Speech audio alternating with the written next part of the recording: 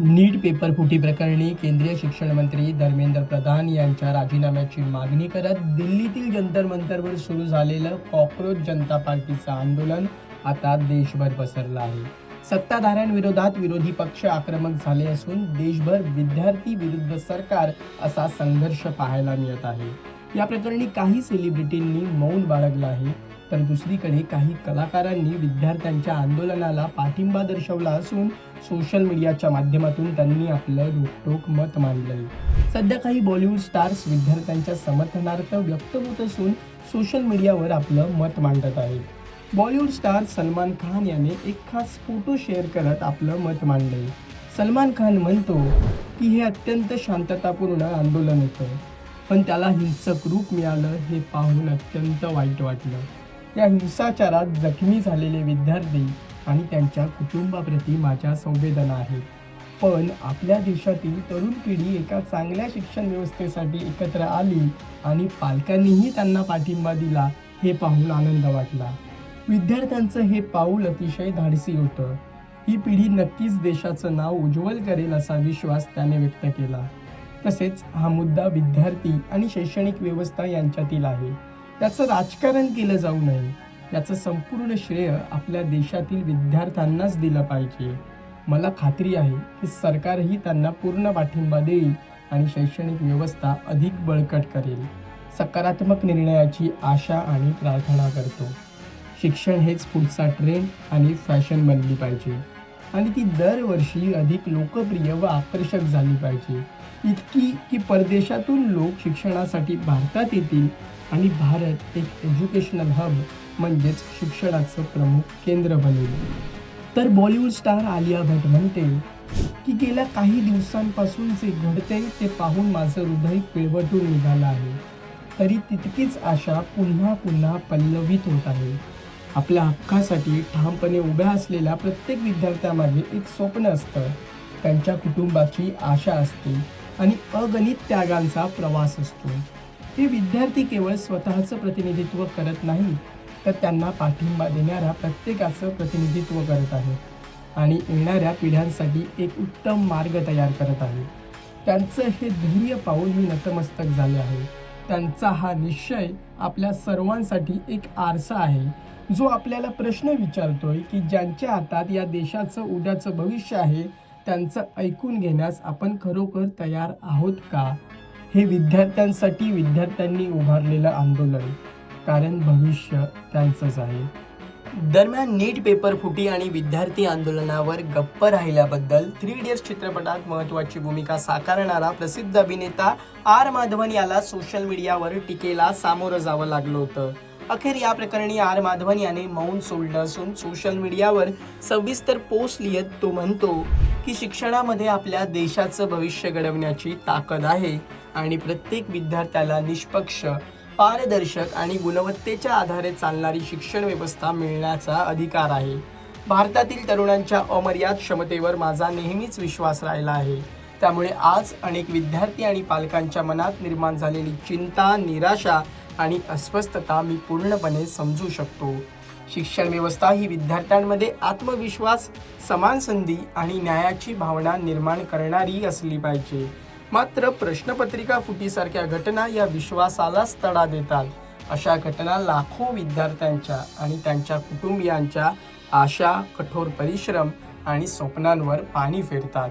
विशेषतः भारतासारख्या देशात जिथं शिक्षण हे आयुष्य घडवण्याचं सर्वात महत्त्वाचं साधन आहे. तसेच त्याने सरकारला उद्देशून पुढे म्हटलं की या प्रकरणासाठी जबाबदार असलेल्या प्रत्येक व्यक्तीवर सरकारने तातडीने आणि कठोर कारवाई करावी अशी माझी नम्र विनंती आहे. तसेच दोषींना अशी कठोर शिक्षा व्हावी की भविष्यात आपल्या तरुणांच्या भविष्याशी खेळ करण्याचं धाडस पुन्हा कोणीही करणार नाही. या घटनेतील त्रुटी मान्य केल्यानंतर सरकार आवश्यक सुधारणा करेल, संपूर्ण व्यवस्था अधिक मजबूत करेल आणि येणाऱ्या पिढ्यांसाठी शिक्षण व्यवस्थेची विश्वासार्हता आणि पवित्रता कायम राखेल असा मला पूर्ण विश्वास आहे. तर आज जे विद्यार्थी चिंता, नैराश्य किंवा अस्वस्थतेचा सामना करत आहेत त्यांना मी एवढंच सांगू इच्छितो की कृपया तुमचा विश्वास गमावू नका. तुमची प्रतिभा, चिकाटी आणि व्यक्तिमत्व कोणत्याही व्यवस्थेतील त्रुटींपेक्षा कितीतरी मोठं आहे. मेहनत करत राहा, स्वतःवर विश्वास ठेवा आणि तात्पुरत्या अडचणींना तुमचं भविष्य ठरवू देऊ नका. प्रत्येक नागरिकाला शांततापूर्ण आणि जबाबदारीने आपलं मत व्यक्त करण्याचा अधिकार आहे, याचा मी आदर करतो. माझा मार्ग म्हणजे आपल्या तरुणांच्या पाठीशी ठामपणे उभं राहणं, अर्थपूर्ण सुधारणांना पाठिंबा देणं आणि सकारात्मक बदल घडवून आणण्यासाठी आवाज उठवणं. आपल्या देशाची सेवा करण्याची जबाबदारी ज्यांच्यावर आहे त्यांचा मी नेहमीच आदर केला आहे, त्यांना पाठिंबा दिला आहे आणि त्यांच्या उत्तम आरोग्यासाठी व सुज्ञ निर्णय क्षमतेसाठी प्रार्थना केली आहे. कारण आपण सर्वजण एकत्र आलो तरच भारताचं भविष्य अधिक मजबूत, उज्ज्वल आणि सक्षम घडवू शकतो. जय हिंद. तर प्रसिद्ध अभिनेता राजकुमार राव यानेही सोशल मीडियावर एक सविस्तर पोस्ट लिहित आपलं मत व्यक्त केलंय.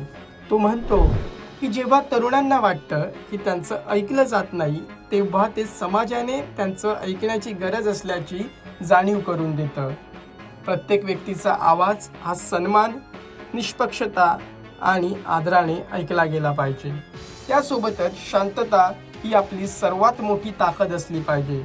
हिंसा केवळ जखमा अधिक खोल करते आणि सोल्युशन्सपासून दूर नेते. ही संवाद आणि सहानुभूतीची वेळ आहे. विद्यार्थ्यांनी जबाबदारीने आपलं म्हणणं मांडलं पाहिजे आणि अधिकाऱ्यांनी सहानुभूती व मोकळेपणाने ते ऐकलं पाहिजे. खरा आणि कायमस्वरूपी बदल संघर्षातून नाही तर तो संवादातून होतो. आपण सर्वजण देशाचा विकास इच्छितो आणि त्याचा पाया योग्य शिक्षण आहे. तर प्रसिद्ध अभिनेत्री रत्ना पाठक शाह काय म्हणायला पहा. बचपन में मैंने एक कहानी सुनी थी जिसने मेरे रोंगटे खड़े कर दिए. एकलव्य की कहानी. मैं सुन करके बिल्कुल भौचक्की रह गई कि ये किस तरह के गुरु है जिसने एक बच्चे से, अपने शिष्य से उसका पूरा भविष्य मांग लिया अंगूठे की सूरत में. मेरे बड़ों ने मुझे उस वक्त समझाया कि ये कहानी गुरु के बारे में नहीं है, ये शिष्य के बारे में है, उसकी गुरु भक्ति के बारे में है, उसकी कुछ सीखने की निष्ठा के बारे में है, त्याग करने की हिम्मत के बारे में है. मैं मान गई, लेकिन बात खटकती रही और अब मुझे पता चल गया है कि वो किस तरह के गुरु थे और आज भी किस तरह के गुरु आसपास दिख रहे हैं. हम विश्व गुरु होने की बात कर रहे हैं, है ना, लेकिन अपने छात्रों से, अपने शिष्यों से संपर्क भी नहीं साध सकते. कमाल है, कैसे गुरु हैं. हम चाहते हैं कि ये बच्चे अपना पूरा फ्यूचर त्याग कर दें ताकि सत्ता कुछ लोग बचा सके. ये किस तरह के गुरु हैं. ये बात सोचने का वक्त आ गया है और आपसे माफ़ी मांगने का भी, क्योंकि मेरी पीढ़ी ने ही ये हाल को पनपने दिया.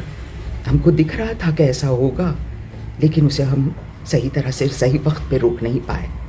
इसीलिए आपका मार्गदर्शन करने का अधिकार हमारे पास नहीं रहा, लेकिन आपका साथ देने की इच्छा भी है, निष्ठा भी है.